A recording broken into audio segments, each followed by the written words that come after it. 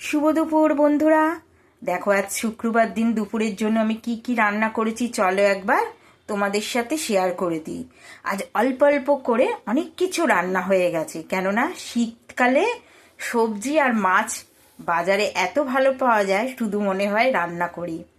তা চলো কি কি রান্না করেছি একবার তোমাদের দেখিয়ে দিই। দেখো এখানে তো আছে ভাত, তার সাথে করেছি কচি কচি মূলো শাক ভাজা, শুকনো লঙ্কা, কালো জিরে, কাঁচা লঙ্কা ফোড়ন দিয়ে মূলো শাকটা ভেজেছি। আর করেছি এখানে পুঁই শাকের যে দানাটা হয় পুঁই মিটুলি, সেটা আলু দিয়ে, সিম দিয়ে, চিংড়ি মাছ দিয়ে, পেঁয়াজ দিয়ে, টমেটো দিয়ে একটা চচ্চড়ি করেছি। আর এখানে দেখো কালকে কতটা ডাল রয়ে গেছে, আজ খেয়ে নেবো। আর করেছি দেখো এখানে ভোলা মাছ সর্ষে পোস্ত দিয়ে, তার উপর ধনেপাতা ছিটিয়ে দিয়েছি, ভোলা মাছের ঝাল।